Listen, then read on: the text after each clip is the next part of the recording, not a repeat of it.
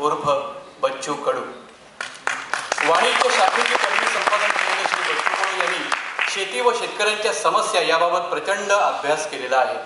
त्यातूनच त्यांनी शेतकऱ्यांच्या हितासाठी आगळ्या वेगळ्या पद्धतीचे आंदोलन करून शासनाला शेतकऱ्यांच्या हितासाठी निर्णय घेण्यास प्रवृत्त केलं, असे हे आमदार बच्चू कडू।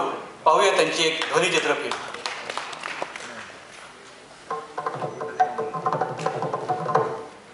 काही माणसं स्वतःच्या पलीकडे जाऊन जगाचा विचार करतात। अन्याय अत्याचार दिसताच त्वेषानं पेटून एकच प्रहार करतात। अमरावतीच्या चांदूर बाजार तालुक्यात बेलोरा इथं ते वास्तव्य करतात।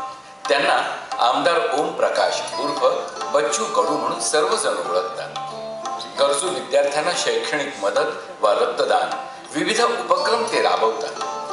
कापूस उत्पादकांना मदतीचा हात असो वा शेतकऱ्यांना अनुदानाचा आसरा असो, अतिवृष्टीमुळे शेतकऱ्यांना नुकसान भरपाई असो वा पुरामुळे विहिरी खचणं असो, आंदोलनाचे अनेक प्रकार यशस्वीपणे राबवणारे ते एकमेव आहे।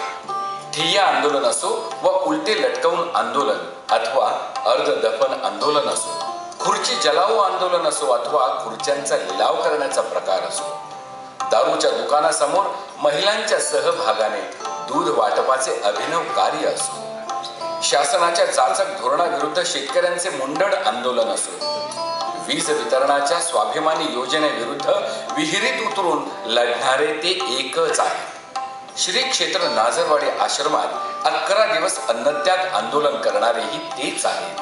म्हणूनच सह्याद्री वाहिनी, माईज MIT स्कूल ऑफ गव्हर्नमेंट आणि सहकार व संसदीय कार्य मंत्रालय यांच्या विद्यमाने देण्यात येणारा आर्य चाणक्य महाराष्ट्र राज्य पुरस्कार 2013चा आर्य चाणक्य लोकप्रतिनिधी श्रेष्ठ पुरस्कार श्री ओम प्रकाश उर्फ बच्चू कडू यांना देताना आम्हाला